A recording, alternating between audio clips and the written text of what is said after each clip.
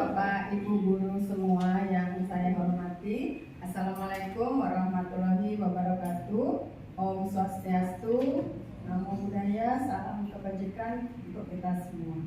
Baik Bapak Ibu, terima kasih sudah meluangkan waktunya pada siang hari ini dalam kegiatan diseminasi budaya positif dari saya, calon guru penggerak Angkatan 9 Kota Denpasar.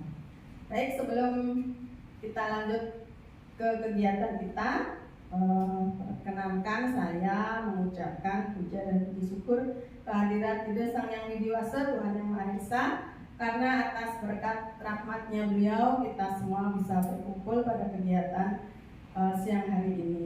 Baik, sebelumnya marilah kita menundukkan kepala sejenak, berdoa kepada Tuhan Yang Maha Esa, semoga kegiatan kita pada siang hari ini berjalan lancar dan bermanfaat untuk Bapak Ibu guru semua.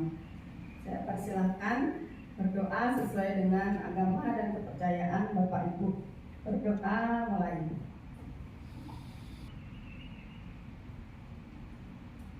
Berdoa selesai. Ya Bapak Ibu, bagaimana kabarnya siang hari ini? Baik. Masih semangat? Semangat. Untuk menambah semangat Ibu Bapak, saya akan memberikan ice breaking dulu ya. Bapak Ibu silakan berdiri.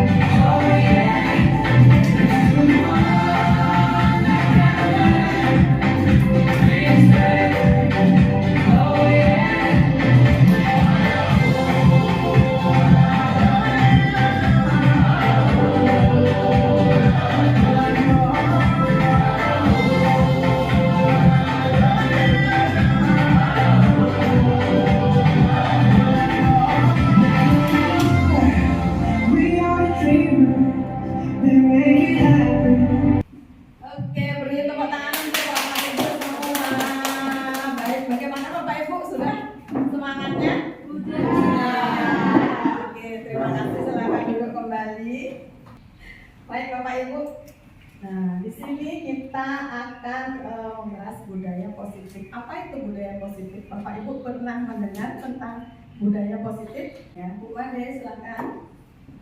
Baik, terima kasih Bu. Untuk budaya positif itu adalah kebiasaan-kebiasaan yang ada di masyarakat yang di dalamnya terkandung dengan nilai-nilai positif kita, seperti itu. Ya, baik. Terima kasih Bu Made. Kita beri tepuk tangan untuk Bu Made. Ya, jadi budaya positif adalah nilai-nilai dan kebiasaan-kebiasaan di sekolah yang berpihak pada murid agar mereka dapat berkembang menjadi pribadi yang kritis dan bertanggung jawab. Nah, contohnya budaya positif di sekolah kita yang sudah kita tanamkan atau yang sudah kita terapkan di sekolah, kira-kira apa Bapak Ibu? Contohnya, ya Bu Ayu, ya silakan. Makasih Bu Yati. Contohnya seperti kita di sekolah sembahyang setiap hari itu kan menurut kepercayaan masing-masing. Oke, beri tepuk tangan untuk Bu Ayu berdoa ya, sembahyang sesuai dengan kepercayaan masing-masing. Siapa yang mempunyai nilai peran penting dalam mengembangkan atau mewujudkan serta mengajak siswa untuk menciptakan satu budaya positif tersebut. Ya, Bu Made. Baik, terima kasih Bu. Karena ini kawasannya di sekolah, lingkupnya di sekolah, mungkin yang paling berperan di sini tentu saja kita sebagai pendidiknya untuk menciptakan budaya positif, terutama menciptakan lingkungan yang nyaman untuk murid sehingga budaya tersebut bisa tumbuh dengan baik. Oke, terima kasih Bu. Ya, terima kasih.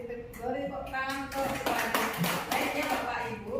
Jadi kita sebagai guru yang memiliki peran penting dalam menciptakan budaya positif di sekolah, di mana untuk menciptakan budaya positif tersebut guru hendaknya bisa memahami tentang perubahan paradigma, kemudian disiplin positif, teori motivasi, hukuman, penghargaan, restitusi, keyakinan kelas, kebutuhan dasar manusia, posisi kontrol guru, serta segitiga restitusi. Nah, ini nanti yang akan kita bahas pada kegiatan kita siang hari ini.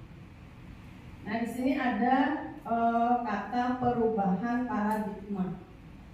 Kira-kira Bapak Ibu mengetahui perubahan paradigma itu yang lampau atau yang dulu dan yang sekarang itu seperti apa? Sudah pernah mendengar perubahan paradigma? Kalau yang dulu yang lampau contohnya pembelajaran berpusat pada guru.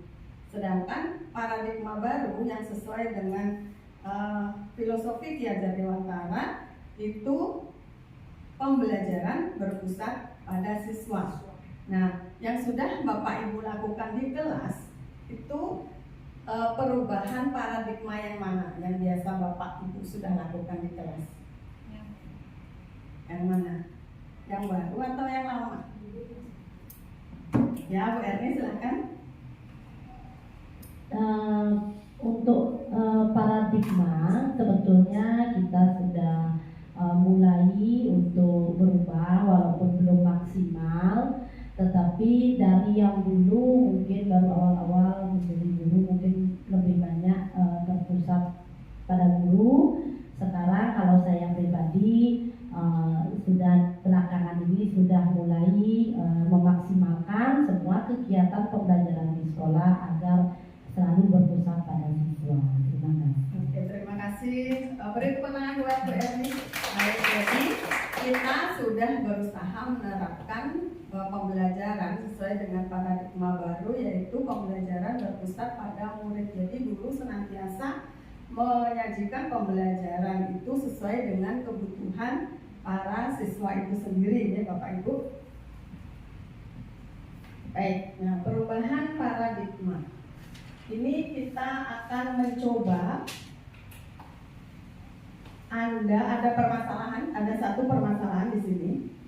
Anda dan teman Anda akan melakukan kegiatan cobalah buka, di mana Anda bertugas untuk mengepalkan salah satu tangan Anda. Nah, Anda membayangkan nih dalam kepalan tangan itu ada sesuatu yang berharga. Sedangkan di satu sisi teman Anda itu berusaha untuk mengambil atau meminta apa yang berharga yang ada di tangan Bapak Ibu. Nah, apa yang akan Bapak Ibu lakukan? Dengan teman Bapak Ibu itu sendiri melakukan berbagai cara untuk mendapatkan apa yang ada di tangan Bapak Ibu itu. Nah, ada yang membujuk, kemudian menghardik, mengintimidasi, memarahi, menggoda, menggigit, bahkan menamari Bapak Ibu itu uang yang banyak. Nah, kalau seperti itu, apa yang akan Bapak Ibu lakukan? Apakah Bapak Ibu akan memberikan apa yang berharga itu, atau Bapak Ibu berusaha mempertahankan? Mungkin Pak Made, ya, silakan. Menurut pendapat saya, yang berharga itu harus dipertahankan setelah keluarnya gitu. Sehingga orang lain tidak cuma buka. Terima kasih.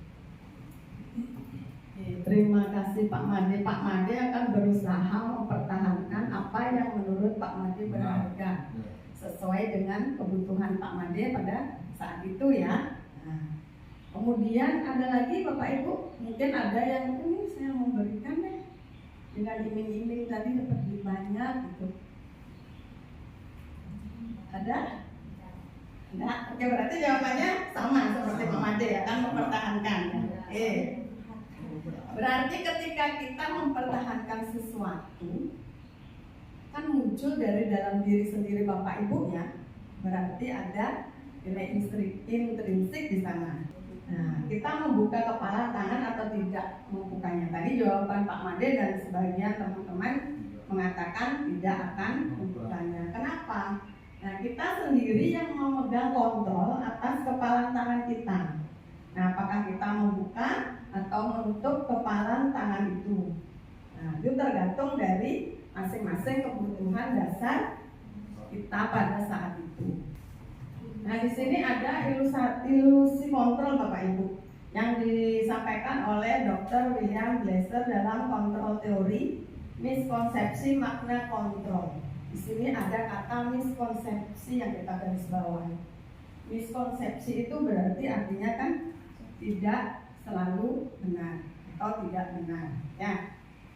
Nah, di sini ada ilusi guru mengontrol murid, kemudian ilusi bahwa semua penguatan positif efektif dan bermanfaat. Kemudian yang ketiga, ilusi bahwa kritik dan membuat orang merasa bersalah dapat menguatkan karakter. Kemudian ilusi bahwa orang dewasa memiliki hak untuk memaksa. Nah, dari yang pertama dulu coba kita bahas, ilusi guru mengontrol murid. Ketika seorang guru berusaha untuk mengontrol murid itu sebenarnya bisa atau tidak? Nah, Kopan mungkin mau memberikan pendapat? Kan? Baik, terima kasih atas kesempatannya. Di sini ada permasalahan yaitu ilusi guru dapat mengontrol murid. Menurut pendapat saya, itu guru tidak sepenuhnya bisa mengontrol murid. Jika murid itu bahwa tidak mau dikontrol dan tidak mau mengikuti ke apa yang dikatakan oleh guru, ya tetap saja murid itu tidak bisa dikontrol oleh gurunya. Ya, kita sebagai guru juga tidak bisa mengontrol seperti itu. Terima kasih. Ya. Baik. Terima kasih jawaban yang bagus. Beri tepuk tangan untuk Pak Noman. Baik Bapak Ibu, jadi ketika guru berusaha untuk mengontrol murid, sebenarnya tidak bisa. Kenapa? Contoh nyata. Ketika si anak ribut di kelas, ditegur sama guru. Nanti kalau ribut terus, guru kasih hukuman. Otomatis anak-anak karena takut diam kan. Nah, itu anak-anak melakukan sikap diam karena apa? Karena terpaksa. Karena kalau nggak mau diam diberikan hukuman. Kemudian setelah itu guru keluar kelas, muridnya ribut lagi ya? Iya. Pasti ribut lagi. Karena apa? Iya, karena sang pengontrol sudah tidak ada. Kenapa anak itu takut karena ada hukuman? Karena dia tidak memiliki keyakinan dalam dirinya bahwa dalam kelas itu harus seperti bagaimana. Anak-anak belum paham dengan itu. Nah, itu seperti itu, ya. Kemudian yang kedua, ada ilusi bahwa semua penguatan positif, efektif, dan bermanfaat. Kira-kira apakah itu benar? Tidak. Nah, Bu Made jawab tidak. Coba berikan saya alasan atau contoh konkret yang pernah terjadi di kelas. Silakan. Baik, terima kasih Bu. Ilusi bahwa semua penguatan positif, efektif, dan bermanfaat. Jadi di sini sebenarnya penguatan positif itu tidaklah terlalu bermanfaat atau efektif. Mungkin pada saat kita melihat anak-anak melakukan sesuatu, kemudian kita memberikan penguatan, bagus sekali, hebat, pintar, dan sebagainya, itu tidak akan bermanfaat dalam jangka waktu yang panjang. Mungkin pada saat itu ketika dia melakukan hal tersebut bermanfaat pada saat itu saja, tapi untuk menanamkan karakter tersendiri atau motivasi intrinsiknya itu tidak akan bisa bertahan dengan lama. Demikian. Ya, terima kasih untuk jawaban Bu Made, bagus sekali. Beri tepuk tangan ya Bapak Ibu.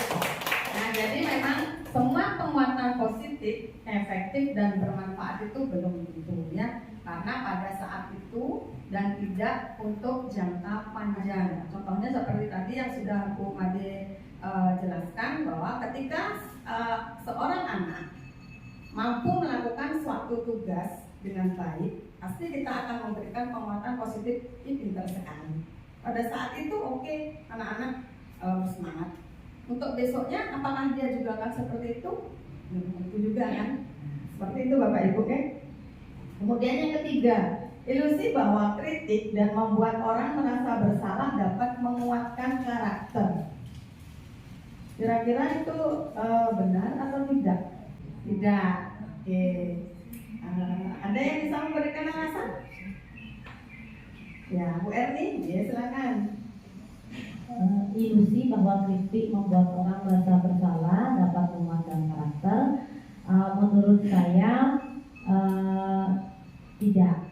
Mengapa? Karena ketika kita memberi kritik dan membuat orang merasa bersalah, dia mungkin akan pada saat itu saja dia mungkin akan berubah. Namun karakter yang sesungguhnya dalam jangka waktu yang lama tidak akan dapat berubah. Itu. Terima kasih. Iya, terima kasih. Beri tepuk tangan untuk Bu Erni. Ya Bapak Ibu ya, bahwa kritik dan membuat orang merasa bersalah dapat menguatkan karakter itu sudah jelas tidak akan bisa. Karena apa? Ketika kita memarahi murid nggak nyelesain tugas, kok gitu aja nggak bisa dengan kata-kata negatif, anak-anak otomatis kan dia down, mentalnya nggak bagus. Anak-anak akan bagaimana terbentuk karakternya? Dia akan menjadi pemurung, merasa bersalah. Kok aku nggak bisa yang udah diajarin sama guru? Seperti itu Bapak Ibu. Nah kemudian yang keempat, ada ilusi bahwa orang dewasa memiliki hak untuk memaksa. Bapak Ibu pernah nggak memaksa sesuatu? Pernah? Pernah, pasti pernah ya. Saya juga pernah. Tetapi hal itu apakah bisa mengontrol seseorang? Apakah hal itu bisa mengontrol? Bisa? Iya, hanya sebentar. Contoh, orang dewasa. Saya dewasa, Bapak Ibu dewasa. Nah, ketika posisi saya, contoh, seandainya, seumpamanya saya sebagai kepala sekolah Bapak Ibu, kita punya tata tertib di sekolah.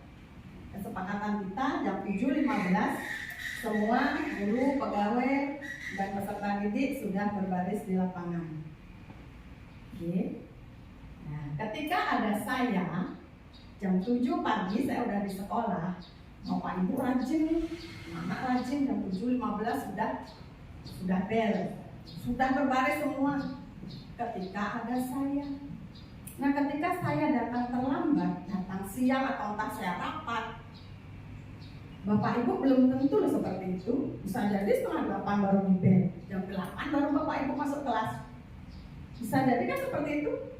Nah berarti orang dewasa memiliki hak untuk memaksa itu juga tidak benar.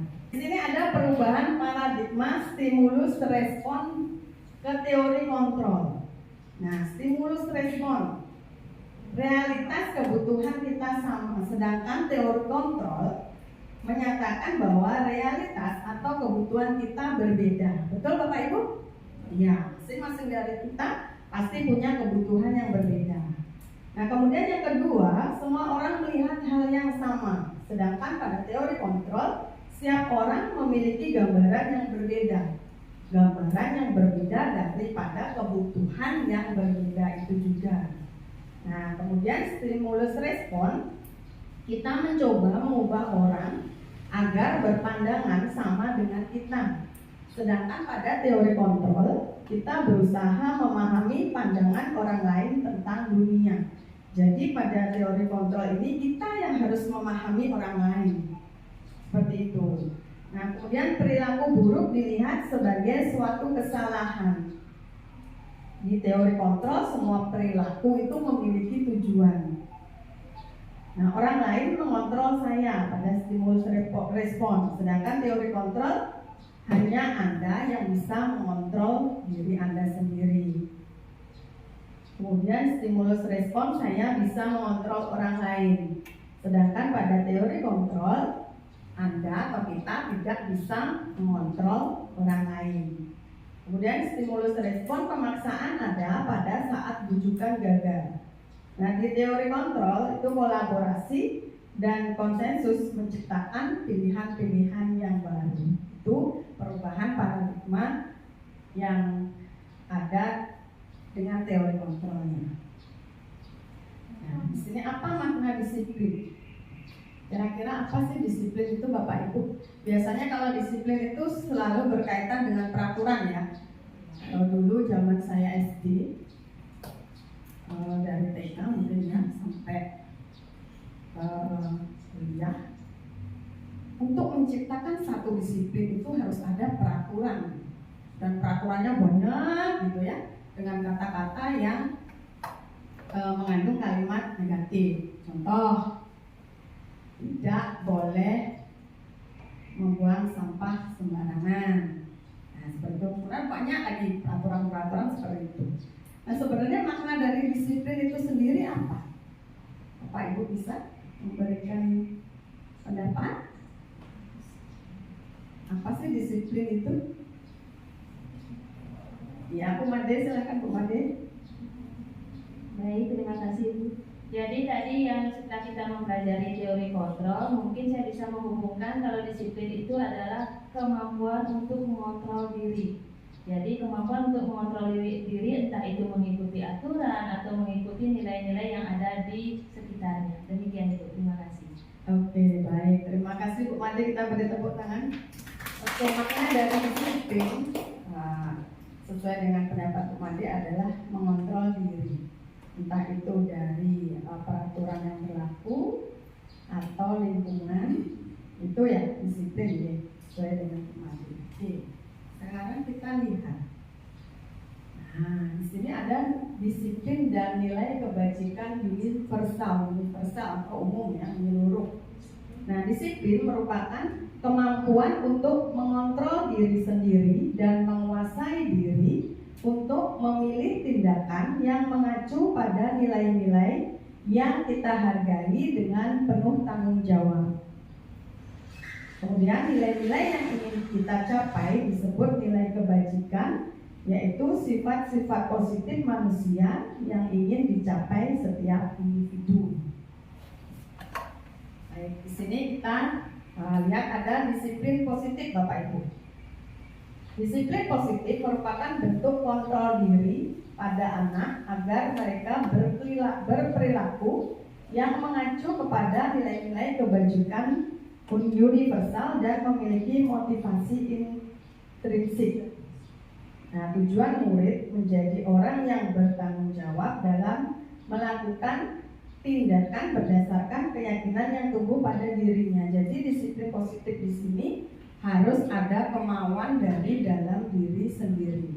Teori motivasi, hukuman, penghargaan, dan restitusi. Kalau motivasi Bapak Ibu tentu sudah tahu, hukuman juga sudah, penghargaan. Nah, di sini ada istilah baru mungkin yang Bapak Ibu baru ketahui dan saya pun juga baru mengetahui setelah mengikuti pelatihan guru penggerak, yaitu tentang restitusi.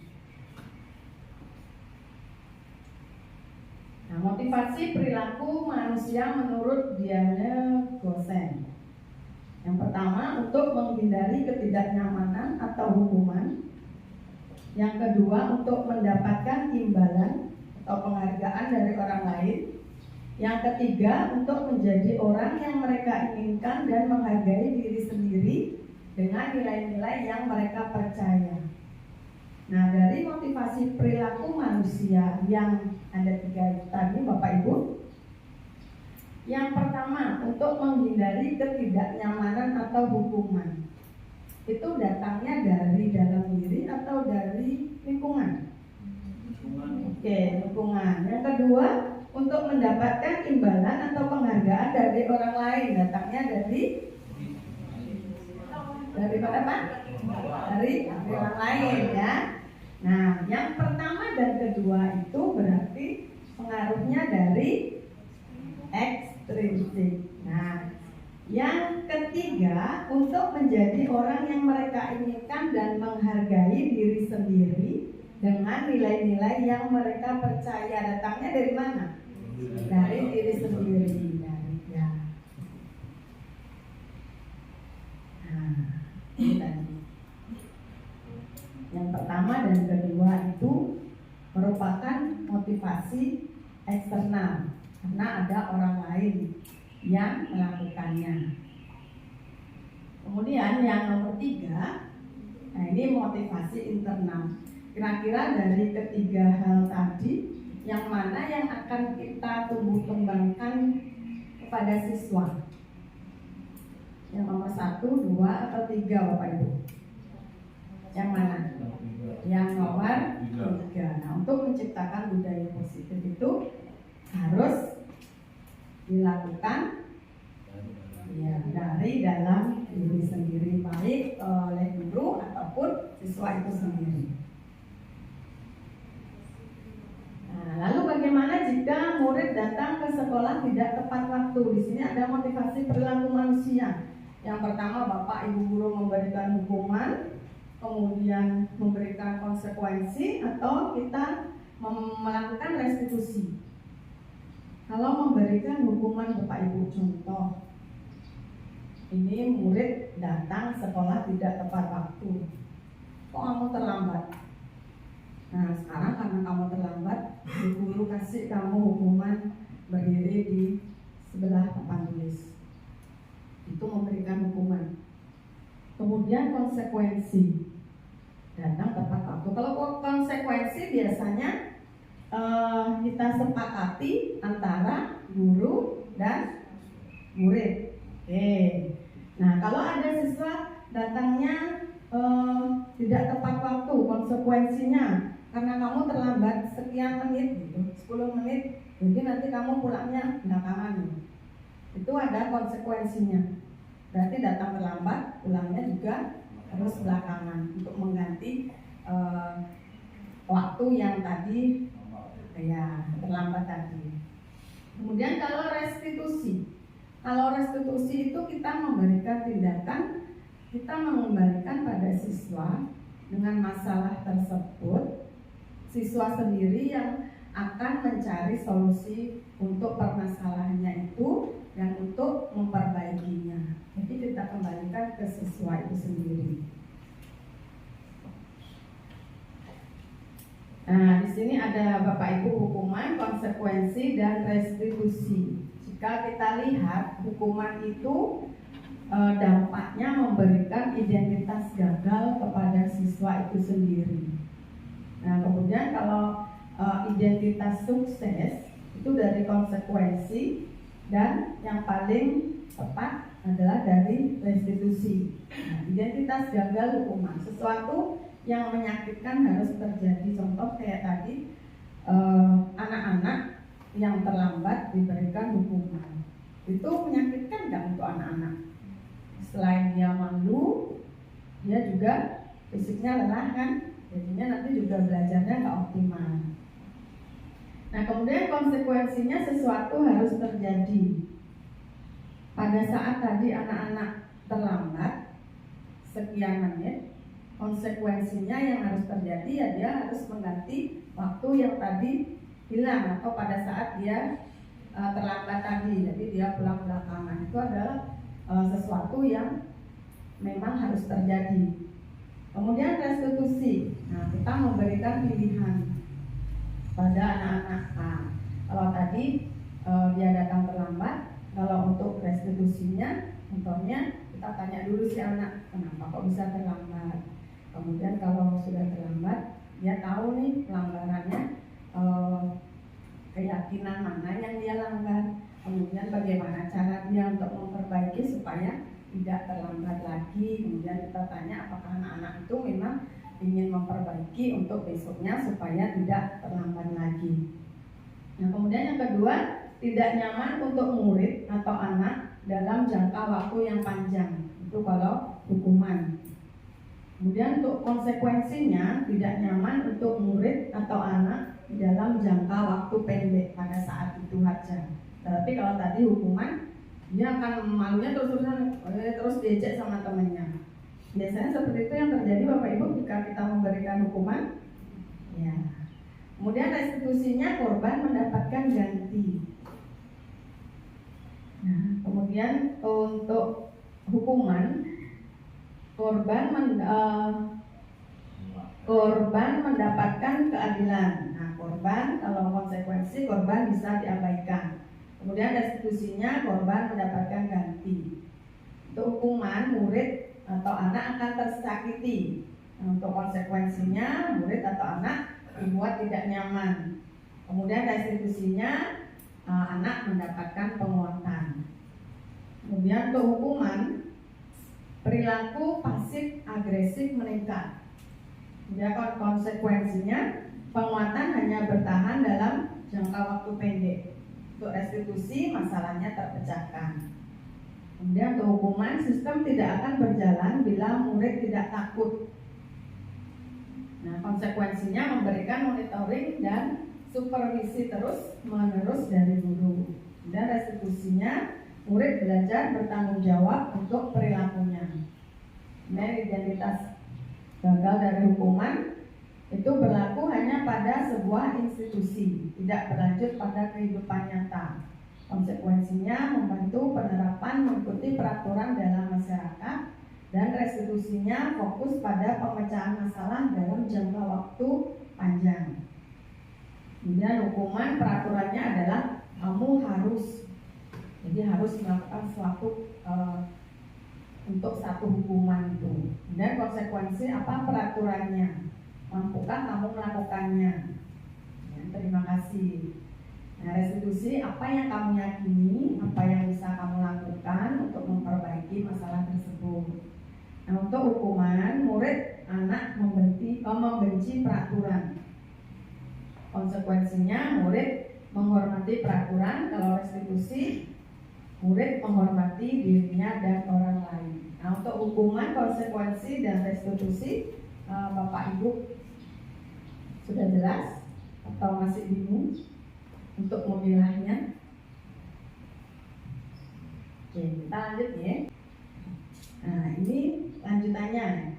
Untuk hukuman, murid atau siswa itu menyembunyikan kesalahan karena dia takut dihukum. Kemudian kalau konsekuensi, murid belajar taat peraturan. Dia akan mengikuti supaya nggak kena hukuman atau nggak harus melakukan konsekuensi tersebut. Kalau restitusinya, murid belajar memecahkan masalah. Kemudian di hukuman mencoba mengontrol anak dengan penguatan negatif, membayar kesalahan. Untuk konsekuensi mencoba mengontrol anak dengan penguatan positif. Kalau restitusi, anak paham bahwa dirinya sendiri yang pegang kendali kontrol. Kemudian hukuman, dampak pada murid, murid akan marah, bisa merasa bersalah, kemudian rendah diri dan mengasingkan diri. Sedangkan konsekuensi itu anak kehilangan hak, waktu jeda seseorang, diri, dan penahanan. Kemudian restitusinya, anak tidak kehilangan waktu namun bersemangat untuk memperbaiki diri. Untuk hukuman, tiba-tiba tidak diharapkan atau sangat melukai. Untuk konsekuensinya sudah diketahui masuk akal. Kemudian restitusi dibuat oleh murid itu sendiri. Untuk hukuman menyakitkan, guru menjalani konsekuensi dengan menyalahkan, mengkritik, menyindir, dan merendahkan.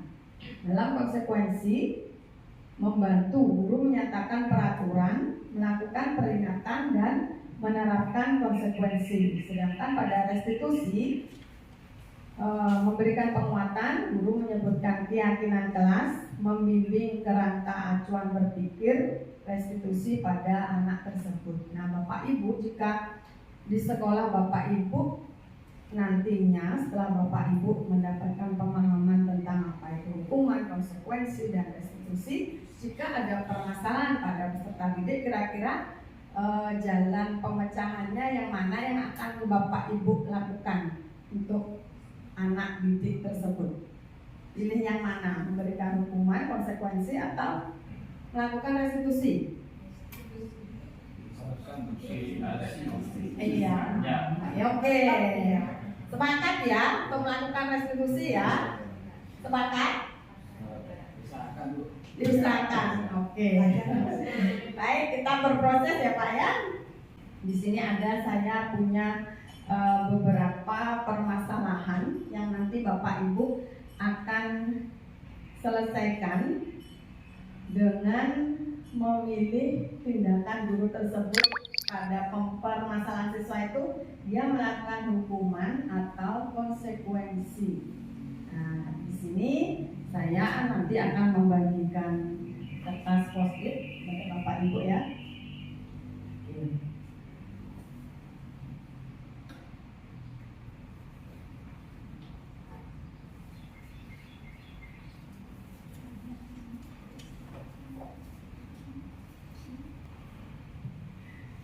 Nah, itu disimpan dulu ya Bapak Ibu, kertasnya, post-itnya disimpan dulu. Saya kembalikan lembar kerja sama Bapak Ibu ya.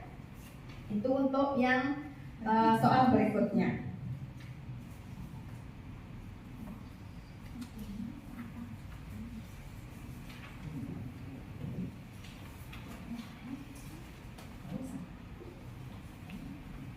Ya Bapak Ibu silakan Bapak Ibu kerjakan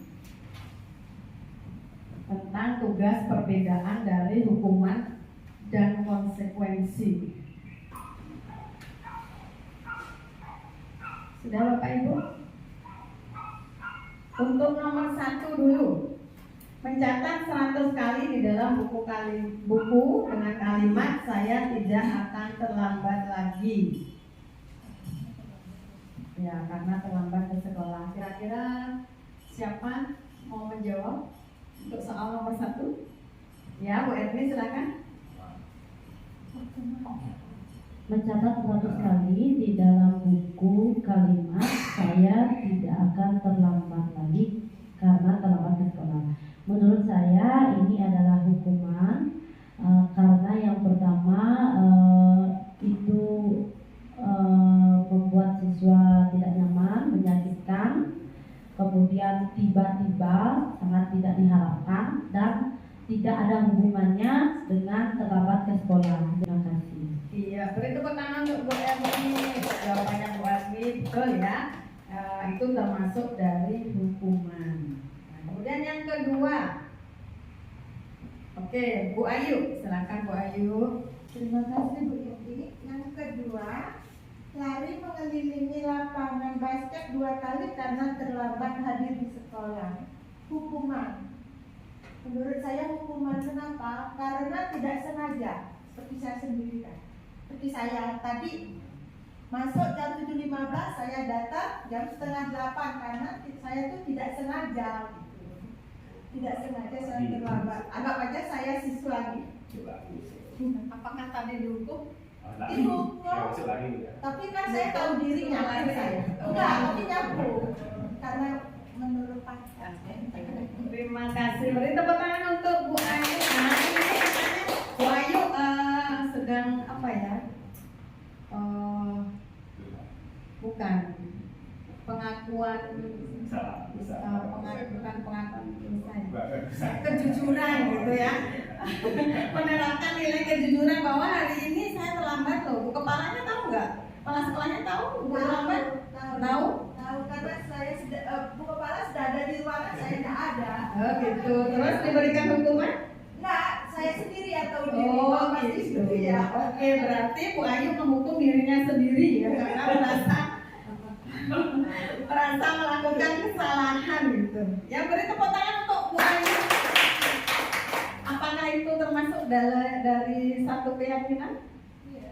Kan kedakan dari diri sendiri. Iya, nanti kita bahas ya. Oke, yang ketiga, murid diminta untuk push up 15 kali. Oke, Bu Made, silakan jawabannya. Baik, terima kasih. Murid diminta untuk push up 15 kali karena tidak menggunakan masker ke sekolah. Menurut saya itu adalah hukuman.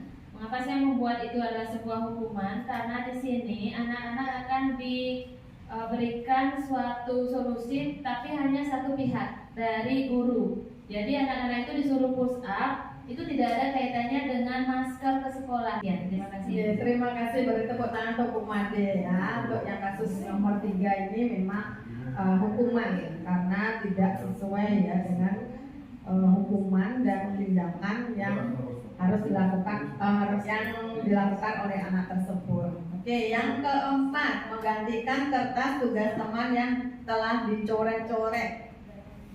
Ya, oke, Bu Ayu silakan. Bu Ayu Susanti. Baik Ibu, terima kasih. Menggantikan kertas tugas teman yang telah dicoret-coret. Nah, di sini termasuk konsekuensi. Kenapa? Karena siswa sudah tahu bahwa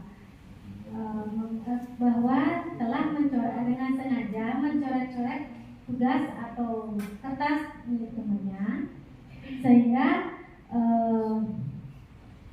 menyebabkan temannya ini bagaimana ya, tugasnya tidak selesai, sehingga masuk ke ranah konsekuensi. Begitu. Ya, terima kasih untuk Bu Ayu ya. Menggantikan kertas tugas teman yang telah dicoret-coret termasuk dalam konsekuensi. Karena apa? Konsekuensi itu dibuat oleh guru dan siswa di kelas tersebut. Jadi dia sudah tahu kalau saya coret-coret berarti ada konsekuensinya di kelas, berarti saya harus mengganti seperti itu. Oke. Baik, selanjutnya membersihkan tumpahan air di meja. Oke, Pak Made, silakan Pak Made. Membersihkan tumpahan air di meja tulis karena tersenggol pada saat belajar. Nah, ini ada terkaitan, ini adalah konsekuensinya. Ketika ada murid menyenggol tempat air sehingga mengena meja, dia harus membersihkan sendiri. Ini adalah terkaitan, termasuk konsekuensi. Terima kasih Pak Made. Beri tepuk tangan untuk Pak Made. Baik, selanjutnya murid disuruh untuk mengenakan sepatu seharian di sekolah karena tidak memakai sepatu hitam. Murid disuruh untuk tidak mengenakan. Ya. Oke. Ya. Lepas sepatu. Siapa yang mau beri tanggapan? Ya, silakan Bu Maya. Terima kasih waktu yang Yeti. Menurut saya murid disuruh untuk tidak mengenakan sepatu seharian itu termasuk hukuman, karena bagi saya itu keputusannya diambil dalam satu pihak saja dari guru. Jadi murid kan bukan jawaban dari murid, dan itu juga bisa menyakiti murid. Bisa jadi pengingat dia ya dan jangka panjang. Iya, terima kasih Bu Maya. Oke. Sekarang yang terakhir ada lari mengelilingi lapangan basket 2 kali karena terlambat 10 menit untuk pelajaran PJOK. Ada yang mau memberi tanggapan untuk soal terakhir? Oke, silakan Pak Komang Dita. Baik, terima kasih atas kesempatannya Bu Yeti. Di sini ada tindakan guru yaitu lari mengelilingi lapangan basket 2 kali karena terlambat 10 menit untuk pelajaran PJOK. Nah, di sini saya harus perhatikan tadi pelajaran PJOK-nya mungkin ya. Karena di sini ada keterkaitan ya, karena lari merupakan juga pelajaran ya. Di sini kebetulan pelajarannya adalah PJOK, ada keterkaitannya. Jadi menurut saya ini jawabannya adalah konsekuensi. Mau tidak mau ini merupakan sesuatu keharusan anak tersebut lari sebanyak 2 kali seperti itu. Terima kasih. Ya, terima kasih untuk Pak Komang Dita. Beri tepuk tangan untuk Pak Komang.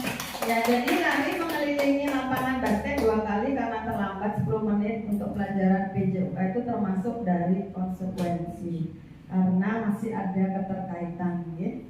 Oke, kita lihat coba jawaban Bapak Ibu apakah semuanya betul. Tepuk tangan untuk Bapak Ibu ya. Ternyata betul semua ya Bapak Ibu. Nah, kita lanjut ke nih. Tadi pemberian hukuman itu akan membentuk identitas gagal pada murid. Sedangkan untuk membentuk identitas sukses pada murid, kita bisa melakukan konsekuensi atau restitusi. Nah, restitusi adalah proses menciptakan kondisi bagi murid untuk memperbaiki kesalahan mereka sehingga mereka bisa kembali pada kelompok mereka dengan karakter yang lebih kuat. Itu menurut pendapat dari dosen ya, tahun 2024. Nah, kita lanjut ke keyakinan kelas Bapak Ibu. Apa itu keyakinan kelas? Bapak Ibu sudah pernah melakukannya di kelas untuk membentuk atau menyusun keyakinan kelas dengan siswanya? Bapak Ibu sudah pernah menyusun, membuat keyakinan kelas? Sudah pernah? Apa itu keyakinan kelas? Ya, kesepakatan kelas. Coba Bu Erni bisa memberikan tanggapan apa yang sudah dilakukan di kelas bersama siswanya. Baik, terima kasih atas waktunya. Berkaitan dengan keyakinan kelas, ini mungkin baru saya dengar ya. Hanya saja saya di kelas membuat kesepakatan kelas. Apakah itu sama atau berbeda atau hampir sama? Nanti mungkin Ibu bisa memberikan pengetahuan. Baik, terima kasih. Beri tepuk tangan untuk Bu Erni. Nah, keyakinan kelas, apakah sama dengan kesepakatan kelas? Nah, untuk menuju ke keyakinan kelas itu sendiri, kita memang harus melalui tahapan yang namanya kesepakatan kelas, di mana keyakinan kelas itu akan mengandung kalimat-kalimat positif. Ya, Bapak Ibu. Ini ada keyakinan sekolah atau kelas. Di sini guru berperan dalam terwujudnya keyakinan kelas dengan adanya kesepakatan antara warga sekolah ya, atau di kelas itu sendiri. Nah, keyakinan kelas merupakan pernyataan universal yang mudah diingat, dipahami, dan diterapkan di lingkungan sekolah atau kelas itu sendiri. Jadi, untuk membuat satu kesepakatan atau keyakinan kelas itu harus semua yang ada di dalam kelas itu terlibat, Bapak Ibu. Jadi guru dan semua peserta didik. Ya, untuk mendapatkan keyakinan kelas itu harus menggunakan atau adanya pernyataan universal secara umum yang mudah diingat atau dipahami dan diterapkan di lingkungan sekolah. Contohnya, kenapa kok harus keyakinan kelas? Kenapa nggak peraturan kelas? Nah, kalau peraturan itu dia lebih cenderung banyak menggunakan kalimat negatif, tidak boleh, dilarang, jangan. Sedangkan keyakinan kelas itu lebih kepada kalimat positif. Contoh, tidak boleh membuang sampah sembarangan. Kemudian kalimat positifnya kita akan ubah menjaga kebersihan. Nah, itu akan membentuk karakter anak, keyakinan dari anak itu sendiri dengan adanya kata-kata positif tersebut. Nah, di sini pembentukan keyakinan kelas. Bagaimana sih langkah-langkahnya? Keyakinan kelas itu bersifat lebih abstrak daripada peraturan yang lebih rinci dan konkret. Karena di keyakinan kelas itu kata-katanya tidak terlalu banyak, Bapak Ibu. Kemudian keyakinan kelas berupa pernyataan-pernyataan universal atau umum. Pernyataan keyakinan kelas senantiasa dibuat dalam bentuk positif. Keyakinan kelas hendaknya tidak terlalu banyak sehingga mudah diingat dan dipahami oleh semua warga kelas. Jadi anak-anak mudah untuk mengingatnya, apa sih keyakinan kelas saya? Nah, keyakinan kelas sebaiknya sesuatu yang dapat diterapkan di lingkungan tersebut. Semua warga kelas hendaknya ikut berkontribusi dalam pembuatan keyakinan kelas lewat kegiatan curah pendapat. Bersedia meninjau kembali keyakinan kelas dari waktu ke waktu. Jadi untuk membuat keyakinan kelas, semua anak terlibat, guru pun terlibat di sana. Ini langkah-langkahnya kita bisa memberikan pertanyaan pemantik pada siswa, apa sih peraturan yang ada di kelas ini. Kemudian anak-anak menuliskannya di kertas warna-warni seperti itu, kemudian ditempelkan ke depan, kemudian kita baca dulu peraturannya seperti ini. Contoh seperti tadi, tidak boleh membuang sampah sembarangan. Kemudian kita ubah kalimat tersebut, nah, lebih ke positif lagi, menjaga kebersihan. Kalau menjaga kebersihan kita ubah lagi dia, kalau menjaga kebersihan termasuk ke dalam nilai kebersihan. Kebersihan. Nah, seperti itu contohnya ya Bapak Ibu. Ini ada video pada saat saya memberikan arahan kepada murid tentang langkah pembuatan keyakinan kelas. Mungkin bisa untuk contoh Bapak Ibu.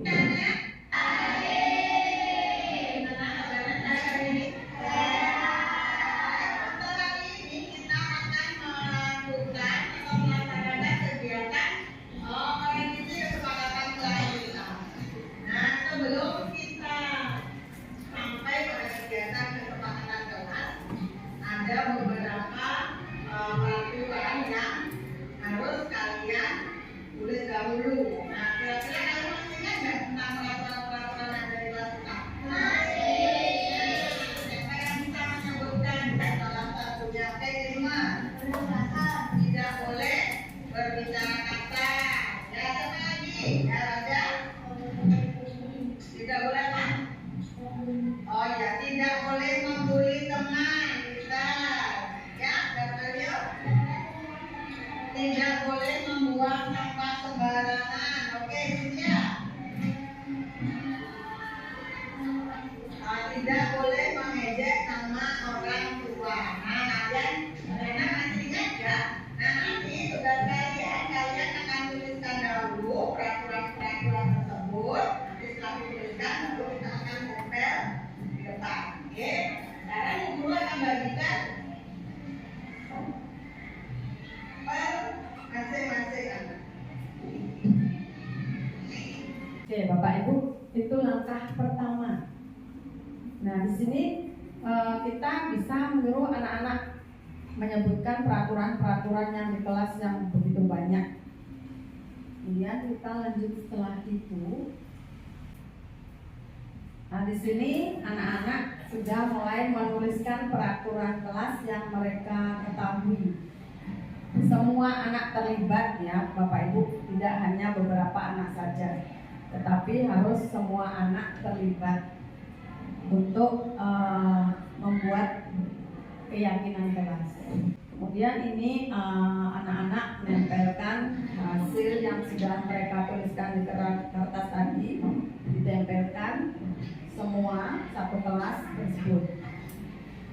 Jadi saya stop ya untuk efisiensi waktu.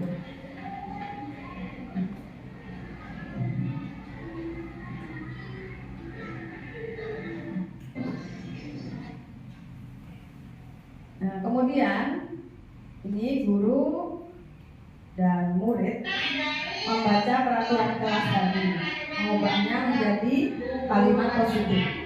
Yang sudah kalian buat, ada beberapa peraturan yang ada kata tidak. Nah, kata tidak itu mengandung nilai negatif. Jadi kita akan mengubahnya menjadi kalimat positif. Contohnya kalian ini yang pertama tadi, tidak boleh berbicara kasar di dalam kelas. Kalau tidak boleh berbicara kasar di dalam kelas, berarti kalau kita pakai kalimat positif saling menghargai teman. Setuju? Oke, kita tuliskan saling menghargai. Kemudian yang kedua ada kata tidak boleh membuang sampah sembarangan. Kita ubah menjadi kalimat positif, menjaga kebersihan. Setuju? Oke, itu tadi membaca peraturan kelas, kemudian mengubahnya menjadi kalimat positif. Kemudian setelah itu kita lanjut ke menentukan nilai kebajikan yang akan disepakati. Bagaimana ya setelah tadi kita menuangkan dari peraturan yang kalian buat ke kalimat positif, sekarang kita akan mencari atau menyepakati dari nilai-nilai keyakinan dari kalimat positif tadi ya. Yang pertama saling menghargai. Kira-kira kalau saling menghargai ini nilai keyakinannya apa?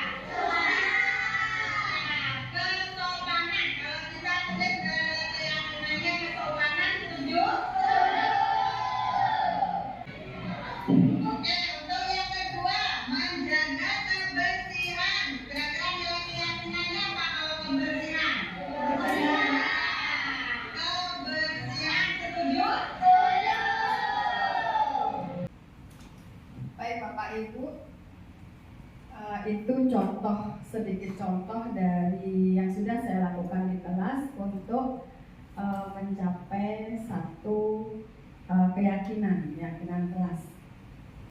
Nah, dan kita lanjut dari keyakinan kelas tadi. Biasanya apa yang sudah diyakini itu, apakah anak-anak akan terus melakukannya tanpa melanggar? Tidak. Nah, pasti ada saja anak-anak yang melanggar ya. Nah, dari satu pelanggaran yang dilakukan oleh anak tersebut pasti ada alasannya kenapa dia melakukan hal tersebut. Nah, di sini ada kebutuhan dasar manusia. Apa saja sih kebutuhan dasar manusia itu? Nah, kebutuhan dasar manusia Bapak Ibu ada 5.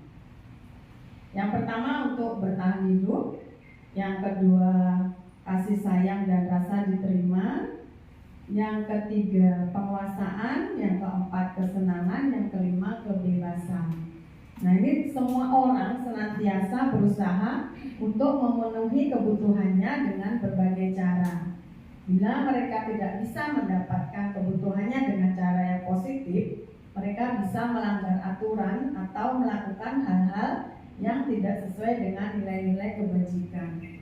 Nah, di sini tadi contohnya anak melanggar pasti ada alasannya. Nah, apa alasan dari anak tersebut? Yang pertama ada bertahan hidup. Contoh, ada siswa kalau di sekolah kadang suka minta jajan sama temennya, atau mau minta uang temannya untuk dia bisa membeli sesuatu di kantin. Nah, jika hal itu terjadi, apa yang kita lakukan sebagai seorang guru? Ada temannya pasti mengadu temannya, Bu, uang saya tadi diminta sama si A, tadi jajan saya, makanan saya juga diminta sama si A dengan cara paksa. Nah, kalau sudah kita mendapatkan laporan seperti itu, kira-kira apa yang bisa kita lakukan? Bu Made, silakan. Baik, terima kasih Ibu. Jika kita menemukan anak yang melanggar sebuah keyakinan, itu misalnya dengan tadi meminta-minta uang kepada temannya secara paksa, yang mungkin langkah yang bisa kita lakukan adalah memanggil anak tersebut dan menanyakan alasannya mengapa sih dia meminta uang. Apakah dia sudah diberikan uang oleh orang tuanya, atau mungkin karena orang tuanya tidak pernah memberikan uang jajan kepada si anak, sehingga sampai di sekolah anak tersebut entah merasa lapar dan sebagainya sehingga meminta uang kepada temannya. Terima kasih Bu Made, beri tepuk tangan dulu untuk Bu Made. Ya, di sini hal pertama yang harus kita lakukan adalah mencari tahu, memanggil anak tersebut kenapa dia melanggar. Nah, nanti kita tahu alasannya kenapa si anak ini kenapa kok minta uang, terus minta makan sama temannya. Tujuannya untuk apa? Karena dia merasa lapar. Nah, tujuannya untuk bertahan hidup. Apakah memang dia tidak diberi bekal oleh orang tuanya, atau dia tidak sempat tadi di rumah sarapan? Banyak alasannya ya Bapak Ibu. Nah, itu salah satu contoh. Kemudian yang kedua ada rasa kasih sayang, kebutuhan dasar kasih sayang dan rasa diterima. Contoh, Bapak Ibu melakukan pembelajaran di kelas, membagi kelompok. Satu kelompok contohnya ada 5 orang. Nah, kerja kelompok. Ada satu siswa yang gak mau kerja. Pernah gak seperti itu terjadi? Nah, satu orang gak mau kerja, namanya komplain lah, guru itu gak mau kerja. Dia cuma diem aja. Tanya alasannya kenapa seperti itu. Kita kan gak tahu dalam kelompok itu apakah memang semua kelompoknya itu mau mengajak dia kerjasama, ataukah ada salah satu siswa yang kamu nggak bisa, nanti nggak usah dia diajak. Kan ada seperti itu ya Bapak Ibu. Nah, itu si anak mencoba untuk mencari perhatiannya dengan cara seperti itu. Dia diam aja karena nggak diajak. Nah, di sana dia tidak mendapatkan kasih sayang atau rasa diterima oleh kelompoknya. Seperti itu contohnya. Kemudian yang ketiga, penguasaan. Kalau penguasaan, kira-kira contoh konkret yang pernah terjadi di kelas Bapak Ibu, ada tidak? Ada tidak? Untuk penguasaan, untuk kebutuhan dasar manusia, ada bagian penguasaan. Ada? Bisa diberikan contohnya Pak Komang? Terima kasih atas kesempatannya. Jadi dalam kebutuhan penguasaan pada kelas tinggi biasanya ini terjadi. Yang saya temukan biasanya pada kelas tinggi.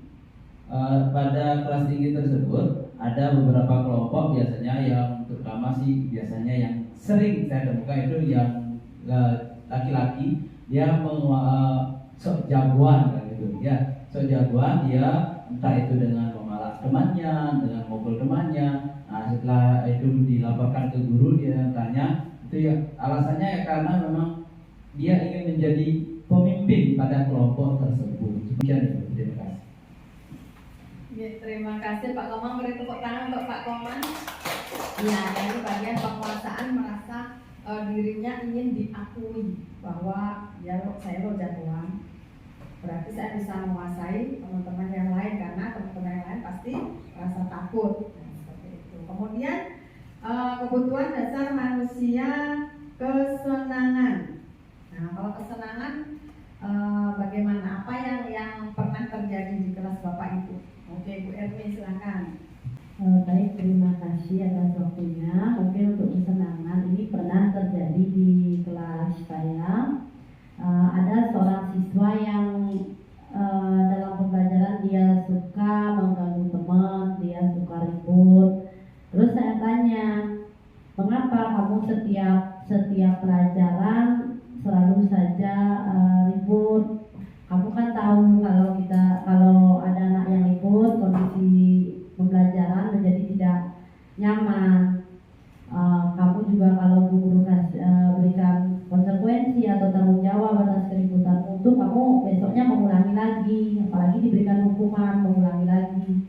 Kemudian dia jawab, nggak tahu Bu Guru, saya tahu sih kalau saya ribut itu merugikan teman-teman, tapi entah kenapa saya ingin sekali ribut, pokoknya saya senang kalau saya ribut. Itu jawabannya dia. Itu, terima kasih, itu pengalaman. Ya, terima kasih Bu Erni. Beri tepuk tangan untuk Bu Erni, pengalamannya lucu ya anak-anaknya. Untuk kesenangan itu sendiri anak-anak ada yang berulang jahilin temannya, seperti itu ya Bapak Ibu. Nah baik, sekarang untuk kebebasan. Contoh, anak-anak itu ingin lo kebebasan. Mereka ingin melakukan segala hal itu tanpa ditegur atau dimarah atau diberikan hukuman. Contoh nih Bapak Ibu di kelas, nggak usah jauh-jauh ya, di kelas Bapak Ibu aja, di kelas saya pun ada pernah. Anak-anak ingin kebebasan. Pada saat mereka di kelas kan biasa, kadang kita menjelaskan atau memberi tugas, mereka senang ada yang lari ke sana ke sini sambil ambil minyak temannya segala macam dan seperti itu. Nah kemudian kita tegur dia duduk, kalau enggak nanti guru hukum. Otomatis dia duduk kan anak-anak. Itu dalam hatinya udah dia pasti, ih Bu Guru kok gitu ya, kok gitu sih Bu Guru, ngerti nggak? Aku tuh senang lari-lari ke sana ke sini. Jadi kita sebagai guru itu harus memahami kebutuhan daripada peserta didik kita sendiri. Nah itu kebutuhan dasar manusia ya Bapak Ibu. Ada 5 tadi sudah disebutkan. Kemudian untuk selanjutnya saya akan memberikan satu gambaran persoalan yang Bapak Ibu harus pecahkan. Nah, Ibu Ambar, guru wali kelas 2A di SD Pelita Hati, sedang bingung menghadapi ulah salah satu murid di kelasnya yaitu Doni. Beberapa anak di kelas 2A telah datang padanya dan mengeluhkan yang seringkali meminta bekal makan siang mereka dengan paksa. Nah, tadi sudah ada sepertinya saya sebutkan contohnya ya. Nah, jika Anda menghadapi situasi seperti Ibu Ambar, apa yang Anda lakukan? Menurut Anda kira-kira apa alasan Doni melakukan hal itu? Baik, mungkin Bapak Ibu ada yang akan memberikan tanggapan. Ya, Bu Made, silakan. Terima kasih atas kesempatannya Bu. Ibu Ambar ini wali kelas 2A. Kemudian Doni memaksa meminta bekal makan siang teman-temannya dengan paksa. Mungkin tindakan yang saya lakukan jika saya jadi Bu Ambar adalah saya akan memanggil Doni. Kemudian saya akan menanyakan apa alasan Doni kok bisa meminta bekal makan siang teman-temannya. Kemudian setelah tadi saya mendengar Ibu menjelaskan tentang kebutuhan dasar manusia ada 5, mungkin ada di antara kelima kebutuhan itu yang ingin dipenuhi oleh Doni. Demikian, terima kasih Bu Made. Beri tepuk tangan untuk Bu Made ya. Baik. Dari persoalan yang Bu Ambar hadapi, jadi si Doni itu berusaha untuk memenuhi kebutuhan dasarnya sebagai manusia. Kira-kira apa yang ingin dipenuhi oleh Doni? Kebutuhan dasar mana yang tadi yang sudah kita jelaskan? Yang mana? Ada Doni yang tahu? Tergantung jawaban. Tergantung dari jawaban Doni ya Bapak Ibu ya. Nah ini kebutuhan dasar murid. Nah jika jawaban Doni karena lapar dan orang tuanya tidak membawakan bekal, maka Doni berusaha untuk memenuhi kebutuhan bertahan hidup. Nah, jika jawaban Doni karena temannya memperhatikannya, berarti Doni berusaha memenuhi kebutuhan dasar akan cinta dan kasih sayang.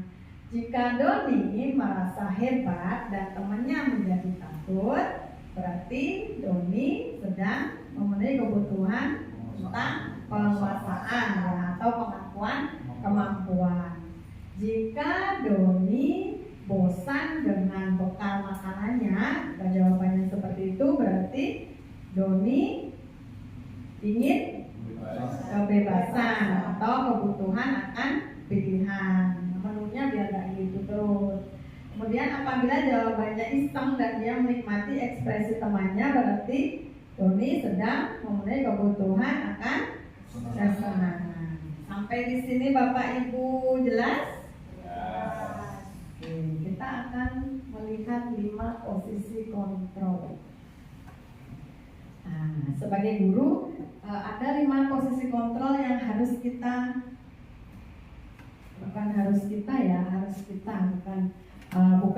kita lakukan, tapi pasti sudah pernah kita lakukan posisi kontrol ini Bapak Ibu.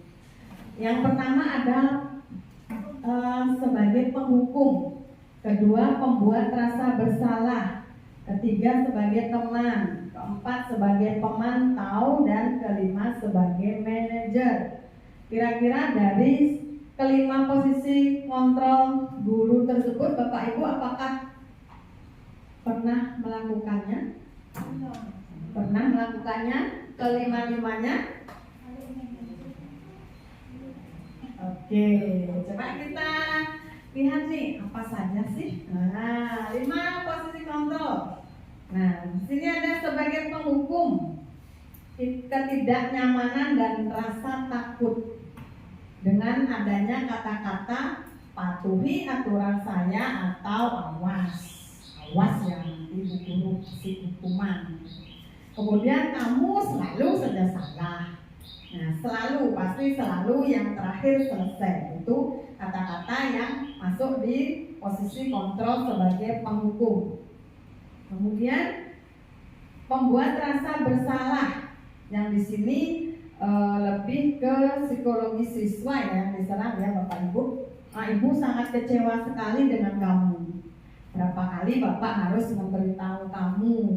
Gimana coba kalau orang tuamu berbuat tahu kamu berbuat begitu? Itu yang seolah-olah kan membuat anak itu merasa bersalah.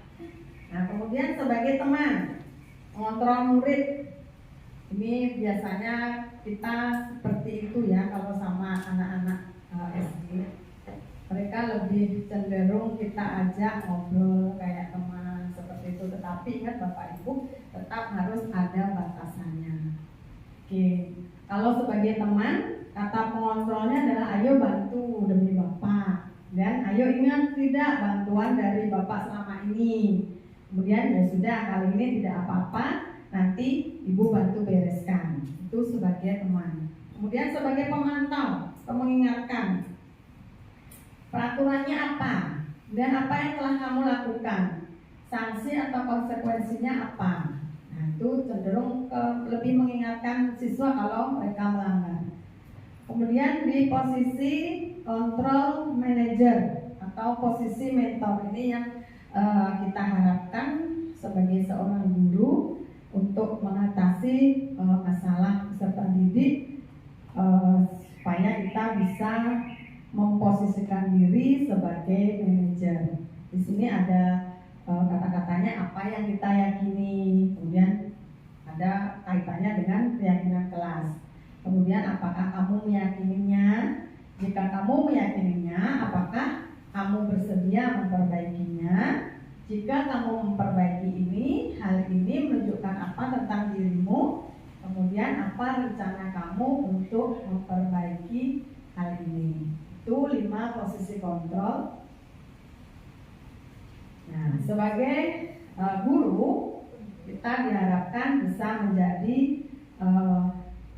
manajer, yaitu mendorong murid agar bisa bertanggung jawab atau mempertanggungjawabkan perilakunya dan menemukan solusi atas permasalahannya sendiri. Nah, ini tercipta identitas positif pada siswa itu sendiri. Nah, segitiga restitusi. Tadi yang dengan istilah baru Bapak Ibu ya, segitiga restitusi. Apa sih itu segitiga restitusi? Mungkin ada Bapak Ibu yang sudah pernah mendengar. Di sini kita punya calon guru penggerak juga. Satu orang, mungkin Bu Made dari pengalamannya mengikuti pelatihan guru penggerak bisa memberikan pemahamannya. Oke, silakan. Baik, terima kasih atas kesempatannya Ibu. Menurut saya segitiga restitusi menurut Yana Gosen itu adalah 3 tahapan yang dibuat untuk mempermudah guru atau orang tua mengambil tindakan apabila terjadi permasalahan pada anak atau peserta didik. Anak itu akan diberikan kesempatan untuk menemukan solusi atas permasalahannya sendiri sehingga diharapkan anak akan lebih bertanggung jawab. Demikian Ibu. Baik, terima kasih Bu Made. Beri tepuk tangan untuk Bu Made. Nah, itu segitiga restitusi yang sudah dijelaskan tadi oleh Bu Made. Nah, sebelum kita menginjak lebih lanjut ke segitiga restitusi, saya akan memberikan, tadi sudah saya bagikan ya, per masing-masing kertas post-it-nya. Bapak Ibu akan saya ajak untuk mencoba mereview atau mengulang kembali apakah Bapak Ibu pernah melakukan 5 posisi kontrol, yang mana yang pernah Bapak Ibu atau sering Bapak Ibu lakukan. Nah, kemudian nanti sertakan juga alasannya. Silakan ditulis dulu di kertas post-it-nya. Sudah Bapak Ibu? Sudah ada yang selesai? Oke, Bu Made boleh memberikan tanggapannya dulu. Baik, terima kasih atas kesempatannya. Untuk posisi kontrol yang pernah saya lakukan di sekolah ini mungkin sebelumnya saya tidak mengetahui tentang posisi kontrol. Kita hanya melaksanakan kewajiban sebagai seorang guru apabila ada permasalahan. Namun dari pemaparan tadi ada beberapa posisi kontrol yang pernah saya lakukan. Yang pertama sebagai penghukum, ya saya pernah melakukan ini ketika murid melakukan kesalahan dan orangnya itu saja. Jadi ucapan yang keluar dari kata-kata saya, dari kalimat yang saya ucapkan adalah kamu selalu saja salah, selalu kamu orangnya, seperti itu. Kemudian saya juga pernah berada di posisi kontrol membuat rasa bersalah. Jadi saat misalnya anak mendapatkan nilai yang rendah secara terus-menerus, di sini saya mencoba membuat rasa bersalah pada anak. Padahal tujuan saya di sini dengan membuat rasa itu anak akan termotivasi. Saya mengatakan, gimana coba kalau kamu tahu nilaimu seperti ini, apakah orang tuamu di rumah tidak sedih? Nah, seperti itu. Pernah saya ada di posisi kontrol, seperti membuat rasa bersalah. Kemudian saya juga sering berada di posisi kontrol sebagai seorang teman. Di sini sering saya mengatakan kepada anak-anak ketika mereka menghadapi masalah, ayolah bantu ibu, demi ibu loh, kamu jangan terus-terusan seperti ini. Nah seperti itu. Kemudian saya juga pernah sebagai pemantau, peraturannya apa? Boleh nggak seperti ini? Nah seperti itu posisi kontrol saya sebagai pemantau. Kemudian mungkin saya tidak pernah menyadari bahwa saya pernah juga ada di posisi kontrol sebagai manajer, di mana pernah terjadi perkelahian dengan antar teman. Kemudian saya memanggil keduanya, menanyakan alasannya, menanyakan masalahnya apa, kemudian alasannya bagaimana, dan seperti itu. Jadi di sini meyakini apa yang kamu yakini, kemudian bersedia nggak kamu meyakininya, seperti itu. Demikian, terima kasih Bu. Ya, baik, terima kasih Bu Made, silahkan boleh ditempel ya. Baik Bapak Ibu, yang lain yang ya, oke Mas Saleh silakan. Ya, terima kasih. Terkait dengan 5 posisi kontrol itu, ya yakin dengan tidak sengaja atau sengaja kita sudah ada di 5 posisi itu tanpa disadari. Tetapi ada menjadi satu faktor-faktor yang mempengaruhi posisi itu. Yang pertama adalah situasi. Situasi pada saat itu menjadikan kita mampu mengontrol kita di posisi mana. Tadi Bu Made bilang kasusnya itu aja, atau lebih parah siswanya pelakunya itu aja. Makanya menghukum kamu lagi, nggak ngerti. Akhirnya seperti itu, lain berbeda ketika dengan siswa yang lain seperti itu. Atau menjadi suatu kita mempunyai karakter yang berbeda. Bapak Ibu tentu jangankan murid, kita sendiri sebagai figur seorang guru mempunyai karakter yang berbeda, dan itu akan menentukan posisi kontrol kita. Kita memang punya 5 kontrol di posisi mana, tetapi lebih dominan ke mana? Itu karakter kita. Ada yang langsung menghukum tadi, ada langsung membuat rasa bersalah, ada yang merangkulnya berteman, ya sudah apa seperti itu. Nah setelah jadi di situ mungkin saya melihat posisi ini bisa menjadi faktor pertama adalah pada karakter guru itu sendiri yang menentukan yang lebih dominan kemana. Ya tentu sudah pernah ke-5-5 ya, tetapi karakter dan bagaimana guru itu akan menentukan posisinya yang lebih dominan mana. Terima kasih. Ya, terima kasih. Beri tepuk tangan untuk Pak Saleh. Kalau Pak Saleh sesuai dengan situasi dan kondisi ya. Tetapi yang kita harapkan semoga kita bisa menjadi guru dengan memposisikan diri sebagai manajer. Ya, oke. Selanjutnya Bapak Ibu, silakan Bu Erni. Baik, terima kasih atas waktunya.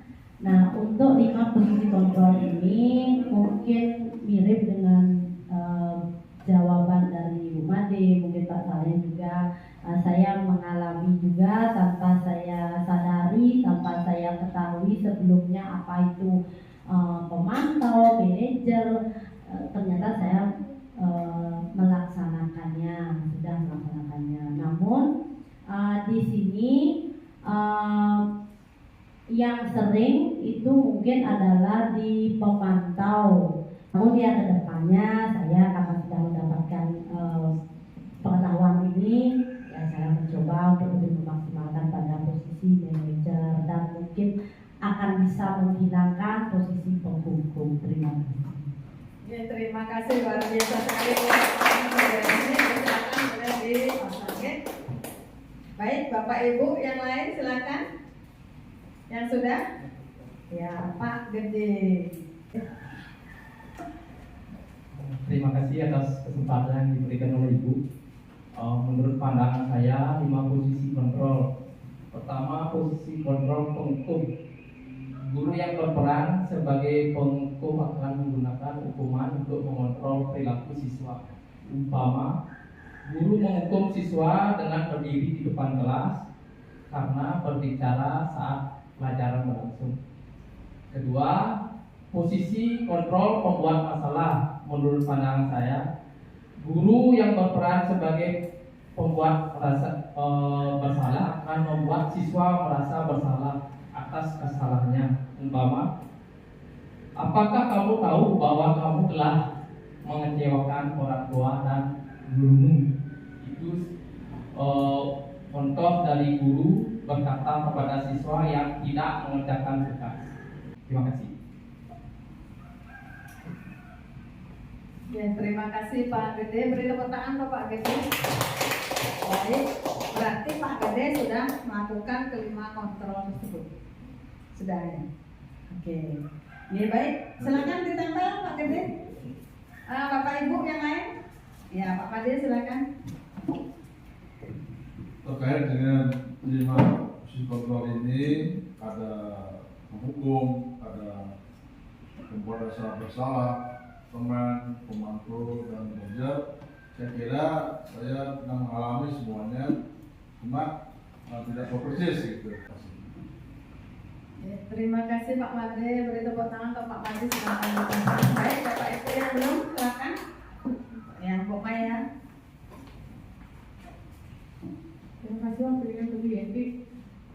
Mungkin dari kelima posisi kontrol mungkin sudah saya lakukan semua secara sadar ataupun tidak sadar. Untuk bagian penghukum mungkin biasanya saya lebih ke ikutin aturan guru ya, atau awas ribut ya, seperti itu. Kalau pembuat rasa bersalah mungkin lebih sering ke berapa kali harus guru kasih tahu kamu tetapnya kayak gini, dimana nanti kalau orang kamu tahu kalau kamu seperti ini. Kalau teman biasanya lebih saya sering dapat dari kelas kecil. Kalau agama Kristen biasanya dalam hal berdoa, Bu Guru saya belum bisa berdoa, oh oke, Bu Guru bantu. Kalau dalam memantau, misalnya di kalangan anak-anak kan biasanya banyak yang saling mengejek. Jadi biasanya ada salah satu murid pasti akan mengadu. Kita akan mengingatkan murid dalam bentuk apa yang kamu lakukan, apa benar yang kamu lakukan itu. Terus kalau kayak gini konsekuensinya gimana? Kalau posisi mentor mungkin dalam ulangan mungkin yang saya rasakan, kayak anak-anak nilainya kecil, biasanya dia kesadaran diri sendiri untuk minta, Bu saya mau langsung remedi. Biasanya saya akan meyakinkan di situ. Apa nanti habis remedi nilainya lebih bagus, coba belajar dulu. Kalau sudah yakin baru cari guru. Mungkin itu posisi 5 posisi kontrol yang pernah saya lakukan. Terima kasih Bu. Terima kasih Bu Maya. Beri tepuk tangan untuk Bu Maya. Baik, selanjutnya Bapak atau Ibu yang belum. Ya, silakan Bu Ayu, Susanti. Terima kasih Bu. Di sini kebetulan saya punya sedikit masalah. Kemarin siswa mengalami pertengkaran, ya, berantem di kelas. Ada penghukum, pembuat rasa bersalah, sebagai teman, pemantau, dan manajer. Di sini ketika anak berantem itu saya kasih kata-kata awas kalau berantem lagi atau buat masalah lagi, besok ada hadiah atau berupa hukuman. Terima kasih Bu Ayu. Beri tepuk tangan untuk Bu Ayu, silakan ditempel. Baik. Selanjutnya yang belum, ya silakan Pak Akoman. Baik, terima kasih atas kesempatannya lagi Bu. Nah, berbicara tentang 5 posisi kontrol. Nah, ini sebenarnya merupakan istilah-istilah baru bagi saya ya. Nah, baik itu sebagai penghukum, pembuat rasa bersalah, teman, pemantau, dan manajer. Nah, ini istilahnya baru bagi saya. Namun saya rasa semua guru mungkin sudah pernah melakukan kelimanya. Namun saya maupun teman-teman itu belum tahu bahwa posisinya ini, oh saya sebagai penghukum, oh ini sebagai pemantau, sebagai manajer, seperti itu. Cuma istilahnya saja yang belum tahu. Namun itu semua sudah pernah dilakukan. Nah, baik itu di penghukum, ya seperti contohnya yang diberikan oleh Bu Madi. Pasti di sini kan posisinya ini untuk sebagai pengontrol saat siswa melakukan kesalahan. Jadi mungkin guru itu menjadi penghukum, menjadi pembuat rasa bersalah, teman, dan pemantau, dan manajer. Namun di sini saya rasa dari kelima posisi kontrol itu, posisi manajer inilah yang paling perlu dioptimalkan lagi. Jadi harus kita laksanakan lebih lebih banyak daripada yang lainnya. Seperti penghukum dan pembuat rasa bersalah mungkin bisa dikurangi. Seperti itu. Terima kasih. Ya, terima kasih Pak Komang. Beri tepuk tangan untuk Pak Komang. Dan selanjutnya kurang satu peserta. Nah, Bu Ayiwati silakan. Terima kasih waktunya Bu Irti. Dari kelima kontrol semua itu yang paling jarang saya itu adalah manajer ya. Secara sengaja maupun tidak sengaja, rasanya saya pernah merasakan ya, seumpama seperti menghukum, seperti saya selaku guru umpamanya siswanya tidak bikin PR. Ya kalau tidak bikin PR, ibu guru tak suruh menghafalkan perkalian 10 kali. Kalau mengenai pengontrol itu, ya gimana ya? Dari cara lisan aja saya ngasih tahu anak-anak, janganlah selalu tidak membuat PR. Kalau itu PR itu adalah pekerjaan rumah. Kalau seperti teman, ayo kita bahas bersama-sama di sekolah. Yang tidak bisa, guru bantu. Tuh, kalau manajer itulah yang dari kelima itu saya masih optimal saya mendengarkan itu. Ya, terima kasih Bu Yati. Ya, beri tepuk tangan untuk Bu Rani. Untuk kontrol sebagai manajer akan kita upayakan ke depannya lebih maksimal lagi. Terima kasih. Suatu tindakan yang kita berikan kepada peserta didik kembali untuk mereka bisa menyelesaikan masalahnya sendiri. Nah, baik, segitiga restitusi. Ya, ada 3 bagian dari segitiga restitusi itu sendiri Bapak Ibu. Yang pertama menstabilkan identitas, kedua validasi tindakan yang salah, kemudian yang ketiga menanyakan keyakinan. Nah, tujuan dari segitiga restitusi itu sendiri adalah untuk menghasilkan murid yang mandiri dan bertanggung jawab, di mana guru berperan sebagai manajer dan menyelesaikan permasalahan murid menggunakan segitiga restitusi. Nah, baik, dari ketiga hal tersebut, pada menstabilkan identitas, di sini ada setiap orang pasti pernah melakukan kesalahan. Kemudian kamu bukan satu-satunya yang pernah melakukan ini, mungkin guru juga pernah melakukan hal itu. Nah, kemudian validasi tindakan yang salah. Nah, kamu tentu punya alasan mengapa melakukan itu. Kemudian pemantiknya ada pemantik yang kedua itu, adakah cara yang lebih efektif untuk mendapatkan apa yang kamu butuhkan. Kemudian menanyakan keyakinan. Nah, keyakinan kelas apa yang sudah kita sepakati, kemudian kamu ingin menjadi orang yang seperti apa. Itu pemantik ya dari segitiga restitusi. Nah, di sini ada menstabilkan identitas Bapak Ibu. Untuk membuat anak yang merasa gagal karena berbuat salah menjadi positif terhadap dirinya, guru bisa berkata, berbuat salah itu hal yang manusiawi. Tidak ada manusia yang sempurna. Nah, Bapak atau Ibu guru juga pernah berbuat salah. Nah, kita pasti bisa menyelesaikan permasalahan ini. Bapak Ibu guru juga tidak tertarik untuk mencari tahu siapa yang benar, siapa yang salah. Bapak Ibu guru lebih tertarik untuk menyelesaikan masalah. Kemudian kalau kamu menyalahkan dirimu sendiri terus-menerus, apakah kamu bersikap baik pada dirimu sendiri? Di sini kita sebagai manajer berusaha untuk menumbuhkan segi positif daripada perbuatan si anak tersebut. Kemudian validasi tindakan yang salah, membantu murid mengenali atau basic need, kebutuhan dasar yang ingin dipenuhinya ketika melakukan kesalahan itu.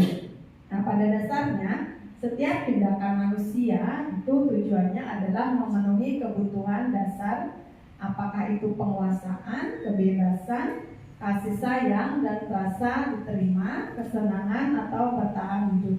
Di sini guru akan berkata, kamu bisa saja melakukan hal yang lebih buruk, tapi kamu tidak melakukannya, bukan? Dan kamu pasti punya alasan mengapa melakukannya. Apa yang penting bagi kamu? Kemudian kamu boleh tetap berusaha menjaga sikap itu, tapi tambahkan sikap yang lain, yang baru. Nah, maukah kamu belajar cara lain untuk mendapat yang kamu butuhkan tanpa harus memukul? Dan apakah kamu bisa melakukan dengan lebih baik lagi besok hari? Kemudian menanyakan keyakinan. Di sini anak melihat kesalahannya dihubungkan dengan norma sosial dan nilai-nilai yang mendasari manusia berinteraksi dengan orang lain. Di sini guru akan berkata, apa nilai yang kita percaya di kelas kita, dan nilai-nilai universal apa yang telah kita sepakati, kemudian kelas yang ideal itu seperti apa, dan kamu ingin menjadi anak seperti apa, dan apa yang kamu rasakan ketika kamu melakukan itu, kamu menjadi orang yang seperti apa. Nah, ini salah satu contoh saya ketika menangani kasus murid dengan menggunakan segitiga restitusi. Sini ada 2 kasus yang saya sudah tangani menggunakan segitiga restitusi. Yang pertama yaitu siswa ya berantem dengan temannya. Kemudian yang kedua ada siswa yang sering datang terlambat ke sekolah. Seperti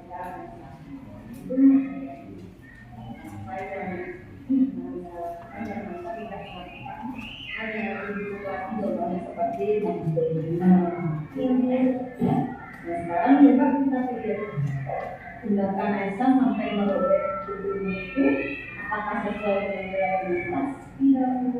Menurut Aisyah, nilai apa yang telah Aisyah? Oke, betul, kebahagiaan mengerti antar teman itu tidak menurut Aisyah. Nah, baik, jika menurut Aisyah kira-kira apa yang harus Aisyah lakukan pada saat Aisyah marah? Baik, saya bersedia memperbaiki masalah ini. Oke, apa yang akan Aisyah lakukan untuk memperbaikinya? Saya akan bersabar dan saya akan berpikir jika saya saya akan menjadi guru. Baik, tepat sekali tindakan dari kita kemana sekarang bisa boleh kembali ke kelas ya. Terima kasih guru. Baik, itu kasus pertama tentang siswa yang berantem dengan temannya di kelas. Kemudian kasus kedua adalah ada anak yang sering terlambat ke sekolah. Tadi ibu mendengar laporan dari ketua kelas, katanya Timun sering terlambat. Menurut tindakan Timun sudah berapa kali Timun? Sudah kali. Sering terlambat ya. Kalau sering terlambat, apakah itu sebuah kesalahan? Nah, berbuat kesalahan itu manusiawi. Setiap orang pasti akan melakukan kesalahan. Yang terpenting adalah kesalahan untuk memperbaiki itu. Memang sering terlambat. Nah, pasti ada alasannya. Maka sering terlambat. Masalah itu. Belum tahu itu kira-kira kelas yang sudah disepakati.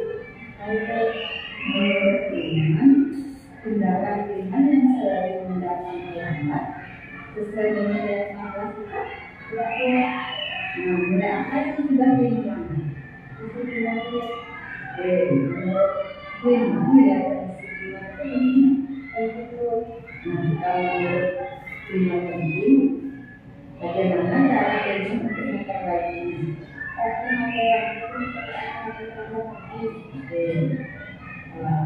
sikap human sudah.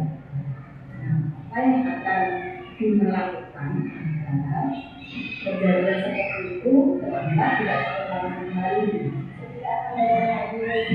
Baik, kami sudah menemukan kasus. Akan silakan kembali.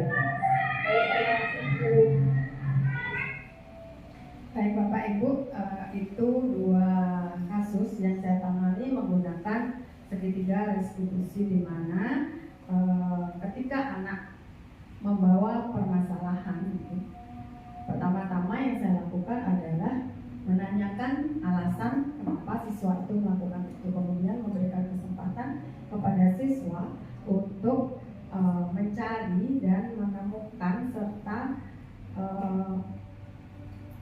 menyelesaikan masalahnya tersebut.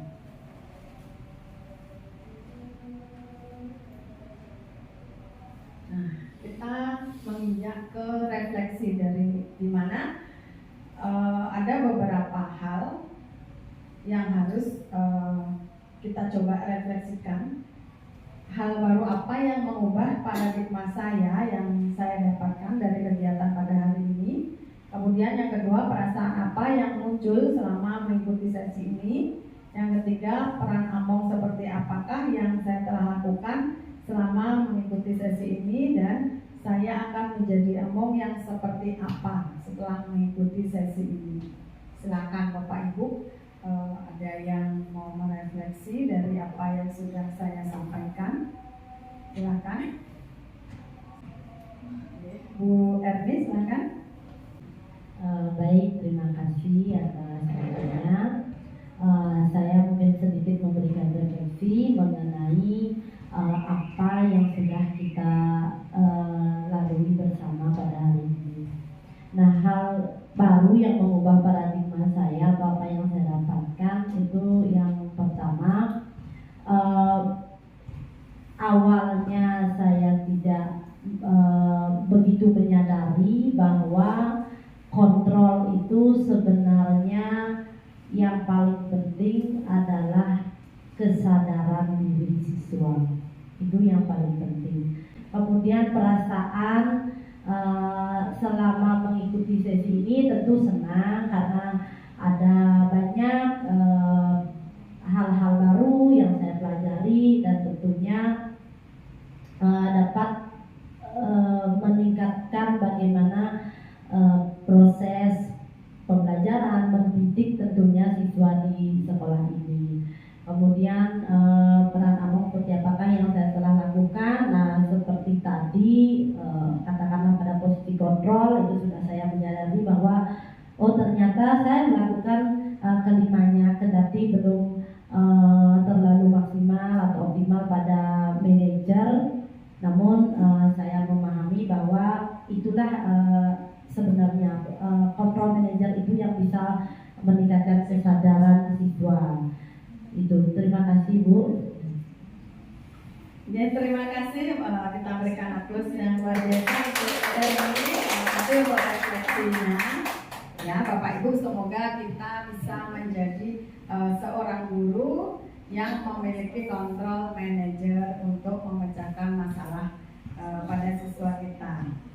Baik, sebelum saya akhiri, ada kata-kata untuk penutup pada hari ini, yaitu dalam menerapkan program disiplin positif, hendaknya guru memiliki standar kepribadian, profesional, dan sosial yang baik, di mana guru mampu merefleksi dirinya dalam posisi kontrol saat ini, bagaimana perjalanan dirinya sebagai Among atau manajer yang menuntun murid-muridnya menjadi insan yang mandiri, merdeka, dan bertanggung jawab. Itu sesuai dengan standar nasional pendidikan. Baik Bapak Ibu, terima kasih untuk waktu yang sudah Bapak Ibu luangkan untuk mengikuti kegiatan saya pada siang hari ini. Saya ucapkan terima kasih. Sampai berjumpa lagi pada kegiatan berikutnya. Terima kasih. Saya akhiri dengan para pesanti. Om Santi Santi Satyo. Wassalamualaikum warahmatullahi wabarakatuh.